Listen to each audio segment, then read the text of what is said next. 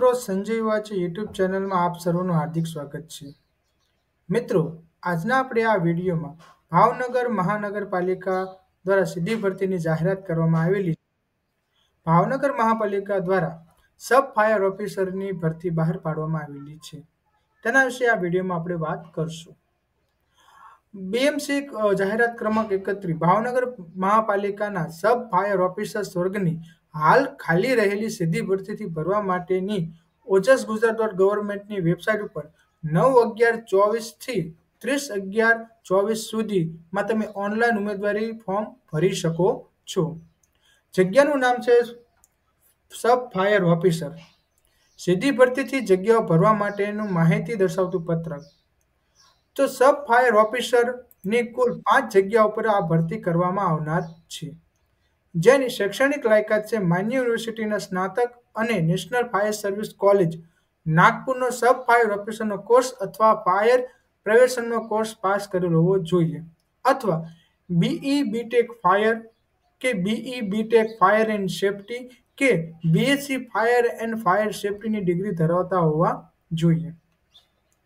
બીજું, heavy motor vehicle ચલાવવાનું licence ધરાવતા હોવા જોઈએ. ગુજરાત મુલ્કી સેવા વર્ગીકરણ ભરતી નિયમો મુજબ કોમ્પ્યુટર ઉપયોગ અંગેનું પાયાની જાણકારી ધરાવતો હોવો જોઈએ, તેમજ ગુજરાતી, હિન્દી, અંગ્રેજીનું જ્ઞાન ધરાવતો હોવો જોઈએ. હવે મિત્રો, આનું પગાર ધોરણ આપણે જોઈએ તો પ્રથમ 5 વર્ષ માટે પ્રતિ માસ ₹40,800 જેટલું ફિક્સ પગાર નિયત થયેલ છે. ત્યારબાદ 5 વર્ષની સેવા પૂર્ણ થયા બાદ તેમને ત્યારબાદનો પગાર આપવામાં આવશે. અરજી કરવાની છેલ્લી તારીખના રોજ ઉંમર તેમની 35 વર્ષથી વધુ ન હોવી જોઈએ.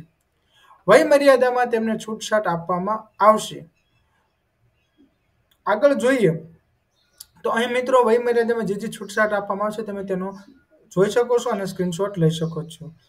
ઓનલાઈન અરજી કરવાની તથા ફી ભરવાની પદ્ધતિમાં તમારે મિત્રો 9/11/2024 થી 30/11/2024 સુધીમાં ઓજસ ગુજરાત.ગવર્મેન્ટની વેબસાઇટ ઉપર જઈને તમારે ઓનલાઈન અરજી કરવાની રહેશે.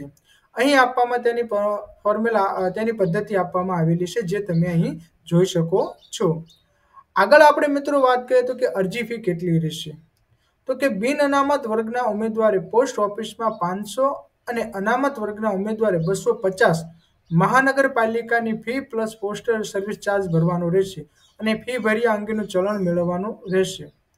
અન્ય રાજ્યના અનામત ઉમેદવારોને ગુજરાત રાજ્યમાં અનામતનો લાભ મળવાપાત્ર થતો ન હોય તેઓ ઉપર મુજબ ફી ભરવાની રહેશે. ફી ભર્યા વગરની અરજી રદ થવાને પાત્ર મિત્રો રહેશે અને તમને લેખિત કે પ્રેક્ટિકલ પરીક્ષામાં બેસવા દેવામાં આવશે નહીં.